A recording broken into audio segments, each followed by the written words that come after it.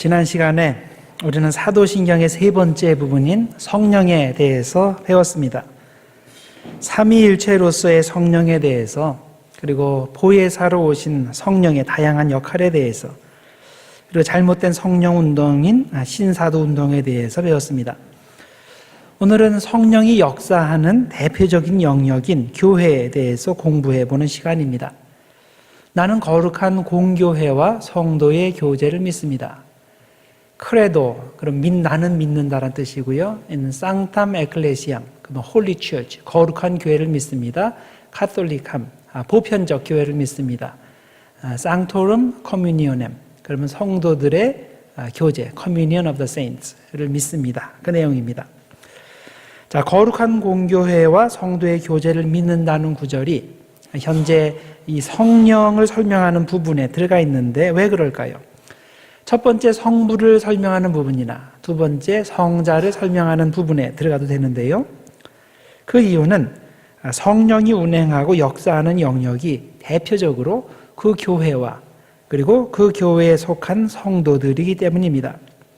자, 성령이 역사해야 사람의 무리가 거룩한 교회가 되는 것이고, 성령이 역사해야 그 안에서 진정한 성도의 교제가 이루어질 수 있는 겁니다. 이렇게 하나님의 교회와 성도가 성령의 직접적인 역사 아래에 있다는 사실은 거룩한 공교회와 성도의 교제라는 표현에 동일한 단어가 들어가 있는 것을 보면 알 수 있습니다. 어떤 단어가 들어가 있어요? holy, 거룩이라는 단어가 들어가 있습니다. 라틴어로 여기 sanctum, sanctus라는 단어가 들어가 있습니다. 그래서 이런 연관성이 우연이 아닙니다. 성령, 홀리 스피릿이 역사하기 때문에 교회는 홀리 처치, 거룩한 교회가 되는 것이고, 교인은 홀리 원스, 거룩한 무리가 되는 것입니다. 거룩한 공교회를 믿는다는 것이 무엇을 의미합니까? 이 거룩한 공교회라는 표현에는 두 가지 수식어가 들어가 있습니다. 하나는 거룩한이라는 수식어고, 또 하나는 또 보편적, 유니버설이라는 그런 수식어입니다. 이 두 가지 수식어는 우리에게 교회의 본질이 무엇인지를 가르쳐 줍니다. 먼저 거룩한 교회를 생각해 봅니다. 예수님께서 세우신 교회는 거룩한 교회입니다. 자, 교회라는 단어는 그리스어로 에클레시아라는 건데요. 이 단어는 두 가지 의미가 섞여서 만들어진 단어입니다. ek라는 단어는 out of, 무엇으로부터, 그런 뜻이고, 클레시아라는 단어는 called, 불림받았다라는 뜻입니다. 그래서 에클레시아라고 하면 그것은 people called out of, 그런 뜻이에요. 그래서 불러낸 사람들 혹은 구별된 사람들이라는 뜻입니다. 자, 그러면 어떤 교회가 참 교회가 됩니까? 세상에서 불러내어지고 그 부르심에 합당하게 사는 사람들이 참 교회가 되는 것입니다. 에베소서 4장 1절에 그런 표현이 나와요. 주 안에서 갇힌 내가 너희를 권하노니 너희가 부르심을 받은 일에 합당하게 행하라. 자, 이건 부르심을 받았다. 너희들은 부르심을 받았다. 그래서 교회다. 이제 그런 의미죠. 우리가 참 교회라면 하나님이 세상에서 불러내신 부름받은 사람이다라는 것을 명심하고 그 부르심에 합당하게 살아야 하는 겁니다. 이렇게 참 교회가 되기 위해서는 거룩해야 되고, 거룩하다는 뜻은 세상에서 구별되어야 한다면, 자, 그럼 과연 이 세상에서 100% 이 부르심에 합당하게 사는 그런 교회가 있을까요? 우리 교회만 보아도 교인들 모두가 그렇게 100% 하나님의 부르심에 합당하게 살지 못하는데, 그럼 우리 교회는 가짜라는 말일까요? 자, 다른 교회들 상황을 보면 역시 마찬가지인데, 그러면 그런 교회들도 다 가짜일까요? 그렇지 않습니다. 우리는 교회가 거룩하다라는 의미를 제대로 이해해야 됩니다. 교회가 거룩하다는 말은 교회가 도덕적으로 깨끗하고 무음하다는 뜻이 아니라 거룩하신 하나님께 속했기 때문에 거룩한 교회가 되는 것입니다. 즉, 교회는 사람들 때문에, 즉 거룩한 사람들 때문에 거룩한 교회가 되는 것이 아니라 하나님 때문에, 거룩하신 하나님 때문에 거룩하다고 하는 것입니다. 자, 예를 들어서 우리는 예루살렘을 홀리 시티, 거룩한 도시, 거룩한 도성이라고 부릅니다. 그 이유가 뭡니까? 예루살렘이 도덕적으로 깨끗하기 때문에 그렇습니까? 그렇지 않지요? 그 안에도 온갖 부정과 죄가 발견되지만 그럼에도 불구하고 예루살렘이 거룩한 도성이 되는 이유는 그곳이 하나님과 연결되기 때문입니다. 그곳에서 율법이 주어졌고 그곳에서 복음이 주어졌고 그리고 거룩하신 예수님이 그곳에서 탄생했기 때문입니다. 마찬가지로 교회가 거룩한 이유는 교인들이 완벽하게 거룩하게 그리고 도덕적으로 깨끗하기 때문이 아니라 교회는 거룩하신 주님이 머리 되시기 때문입니다. 하나님의 눈이 이곳을 집중하여 보시기 때문입니다. 이곳에서 거룩한 복음이 선포되기 때문입니다. 그러면 교회는 현실 생활에서 도덕적으로 꼭 거룩한 것과는 관련이 없다는 말입니까? 당연히 그렇지 않죠. 거룩하신 주님이 머리가 되시는 교회라면 당연히 그 몸에 속한 성도들도 거룩해질 수밖에 없습니다. 하나님과 가까이 다가가고 하나님과 가까이 사는 사람은 자연히 하나님의 거룩함을 전달받아서 그도 거룩해질 수밖에 없습니다. 그래야 정상이죠. 그런데 실제 교회의 모습을 보면 그렇습니까? 특히 요즘 한국에서 일어나는 심각한 문제들을 보면 교회가 거룩하다고 생각됩니까? 많은 사람들이 그렇게 생각하지 않습니다. 교회가 거룩하다는 것을 받아들이기가 굉장히 힘이 듭니다. 그런데 우리가 알아둘 필요가 있는 것이 이런 고민은 현대 사회에 새로 생긴 것이 아니라는 사실입니다. 이미 초대교회 당시부터 중세에 걸쳐서 현대에 이르기까지 이 문제로 고민하는 사람들이 많이 있었습니다. 그중 대표적으로 한 사람을 들라 하면 초대와 중세 사이에 있던 그 성 어거스틴입니다. 어거스틴은 당시의 교회의 모습을 보면서 이 모습 그대로는 예수님께서 만드신 교회가 아니라고 생각을 했습니다. 교회를 그래서 보이는 교회와 보이지 않는 교회로 구분하였습니다. 자, 현재의 교회는 뭐냐? 곡식과 가라지가 서로 섞여 있는, 함께 섞여 있는 혼합된 형태, 보이는 교회이고, 그리고 나중에 또 하나의 교회가 있는데 그것은 보이지 않는 교회, 즉 완전한 하늘의 교회라는 겁니다. 마태복음 13장 24절 이하에 보면 예수님께서 곡식과 가라지의 비유를 들어서 진리를 말씀해 주셨습니다. 자, 천국은 마치 좋은 씨를 밭에 뿌린 것과 같은데 사람들이 잘 때 사탄이 와서 곡식 가운데 가라지를 뿌리고 갔다는 겁니다.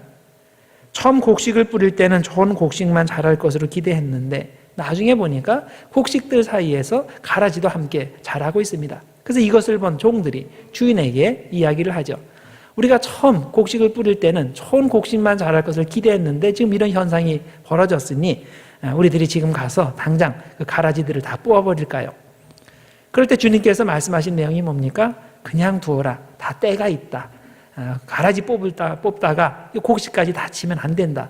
나중에 추수 때가 오는데 마지막 추수 때에 하나님의 사자들이 와서 가라지들은 다 걷어서 불타는데 내버릴 것이고 그리고 곡식들은 모아서 곡간에 드릴 것이다. 자, 이렇게 말씀을 하셨습니다.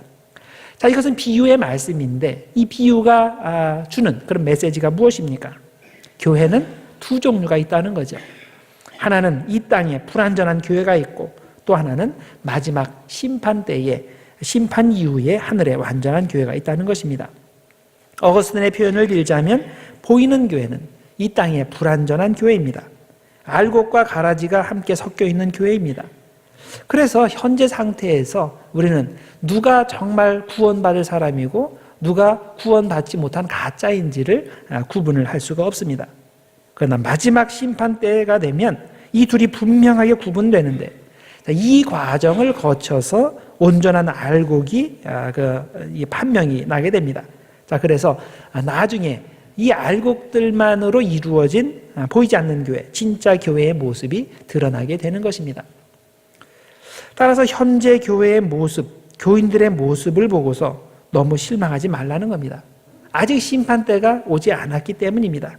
그래서 현재 교회는 필수적으로 가라지들과 곡식들이 함께 섞여 있을 수밖에 없는 겁니다. 자, 그러나 그렇다고 현재의 가시적 교회가 거룩한 교회가 아니라는 뜻은 아닙니다. 불완전하나마 우리는 거룩한 교회에 속한 사람들입니다. 실제적으로도 그런 거룩한 교회가 되어야 됩니다. 왜냐하면 주님을 믿는 사람, 주님 안에 있는 사람, 성령의 인도를 받는 사람은 자연히 거룩해질 수밖에 없기 때문입니다. 그래서 우리가 스스로를 생각해 볼 때, 나는 너무나 거룩의 정도가 낮다. 너무나 실망스럽다. 자, 그럴 때 그 실망의 상태에만 머물러 있을 필요가 없습니다. 이제부터 더욱 주님의 거룩을 덧입고 주님의 거룩을 본받으면 됩니다. 혹시 다른 사람보다 거룩에서 앞서 있다고 생각됩니까? 그러면 역시 자만하지 말고 더욱 머리 대신 예수 그리스도의 거룩을 향해서 매진하시면 됩니다. 여러분과 저는 비록 불완전하나마 거룩한 교회의 일원입니다. 현재의 불완전한 교회만 보지 마시고 그 불완전한 교회를 통해서 거룩한 하늘의 교회를 바라보시기 바랍니다. 그 다음에 두 번째 표현인 그 보편적이라는 표현을 살펴봅시다. 라틴어로는 카톨릭함, 카톨리쿠스라는 단어이고 영어로는 유니버설이라는 단어입니다. 자, 우리 한국어 번역에는 공교회, 공이라고 번역을 했는데 이건 그 공통됐다 그런 뜻인데 그 보편적이라는 단어가 더 적합할 단어일 겁니다.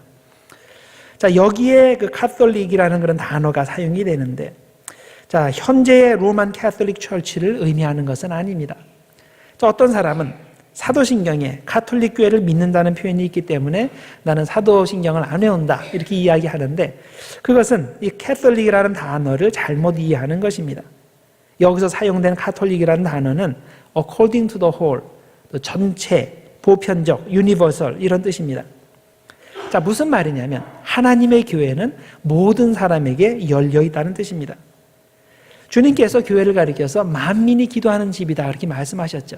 어떤 특정한 계층이나 어떤 특정한 종류의 사람만 들어와서 기도하고 예배드리는 교회가 아니라 만민, 모든 사람들이 들어와서 기도하고 예배드릴 수 있는 그런 교회라는 뜻입니다.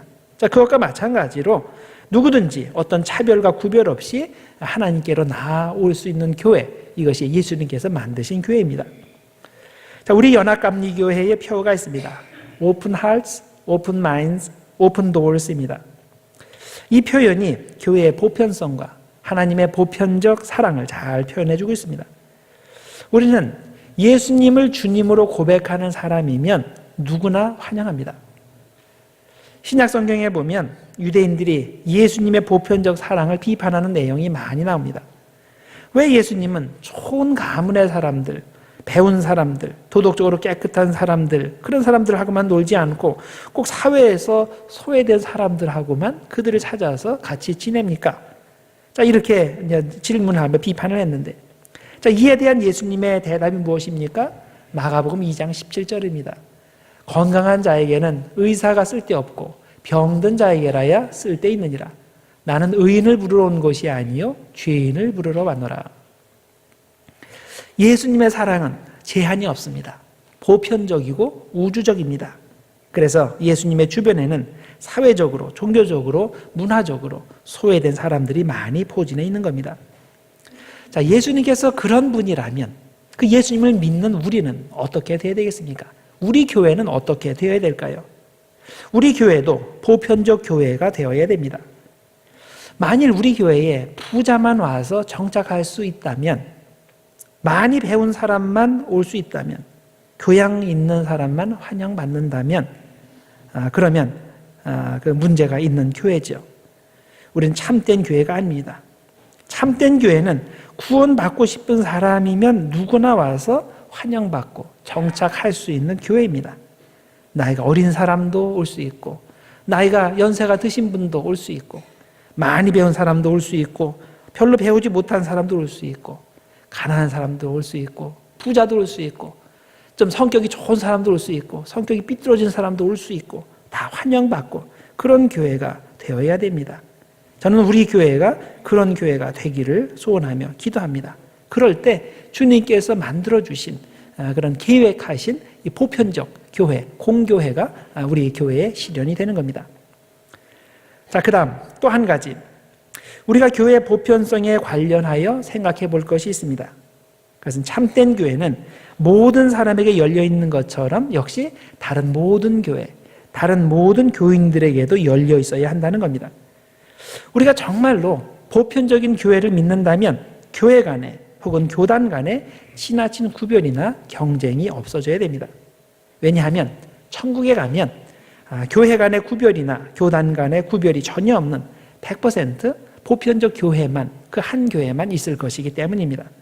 자, 천국에 가면 장로교인도 없고 감리교인도 없고 침례교인도 없습니다. 오직 예수 믿고 구원받은 사람만 천국에 있습니다.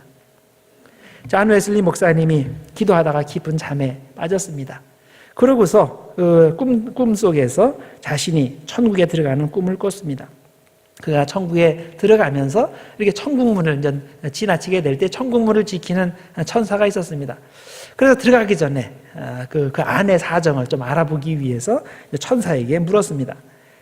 나와 함께 복음 운동을 열심히 한 감리교 친구들이 여기 많이 있을 텐데 얼마나 들어가 있습니까?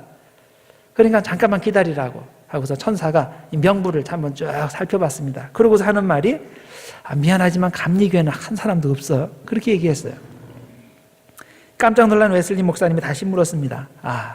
내가 믿은 감리교 신앙이 잘못된 것입니다. 그러면 칼빈의 교리를 믿는 장로교인들이 이 천국에 다 들어와 있는 모양이네요. 장로교인들은 몇 명이나 됩니까? 또 이렇게 천사가 이렇게 해보니까 장로교인도 한 사람도 안 들어와 있네요. 깜짝 놀랐습니다. 그러면 아무래도 우리 개신교 종교개혁이 대단한 그 실수였나 보군요. 처음부터 잘못했군요. 그러면 천주교인들만 다 들어와 있을 텐데 천주교인들은 몇 명이나 들어와 있습니까? 그러니까 또 천사가 잠깐만 기다리라고 쭉 명부를 살펴보더니 대답이 천주교인도 한 사람도 없네요. 웨슬리는 너무나 의아해했습니다. 그래서 다시 물었습니다. 그럼 도대체 누가 천국에 들어와 있습니까? 그때 천사가 이렇게 대답했다는 겁니다. 천국은 예수님을 주님으로 영접한 사람, 성령으로 거듭난 사람들만 들어와 있습니다. 여러분, 우리가 교단으로 구원받는 게 아닙니다. 우리가 특정 교회로 구원받는 것이 아닙니다.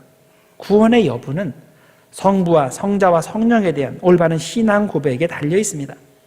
주님의 교회는 삼위일체를 믿는 올바른 신앙 고백만 있는 누구에게나 공평하게 열려있는 보편적 교회입니다. 따라서 다른 교회들을 바라볼 때 나 자신의 입장에서 내 교회의 시각으로 바라보지 말고 하늘의 보편적 교회의 시각으로 바라보시길 바랍니다.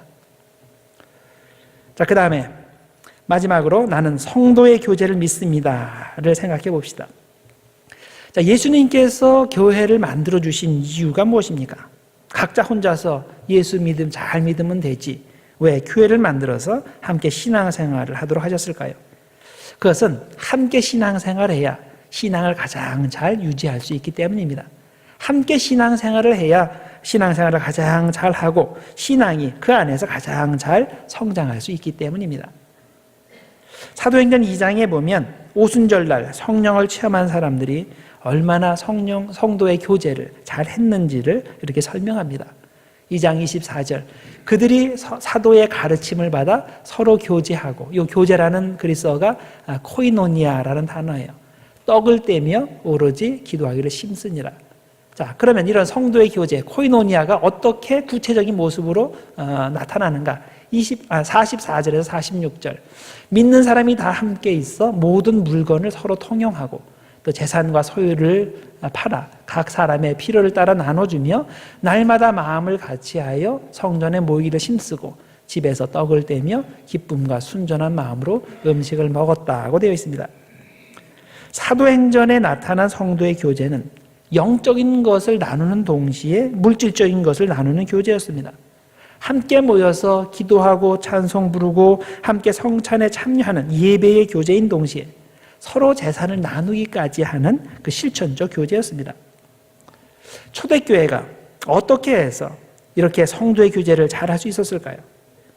어떻게 영적인 것과 정신적인 것과 물질적인 것을 함께 나누는 그런 완벽한 교제를 실천할 수 있었을까요? 바로 성령 충만했기 때문입니다. 그들은 인간의 능력으로 그런 성도의 교제를 한 것이 아니라 성령의 능력으로 그런 성도의 교제를 한 것입니다. 이런 이유로 성도의 교제가 이 사도신경의 세 번째 부분인 성령에 대한 설명 안에 들어와 있는 겁니다. 우리는 똑바로 알아야 됩니다. 성도의 교제가 있다는 것은 성령님이 역사하신다는 증거입니다. 그런데 반대로 성도의 교제가 없다면 성령의 역사가 없다는 뜻입니다. 성령이 임한 성도는 서로 깊은 교제, 코이노니아를 가질 수밖에 없습니다. 성령이 임한 교회는 서로 기도해주고 서로 사랑해주고 서로 회복시켜주는 교제가 있을 수밖에 없습니다.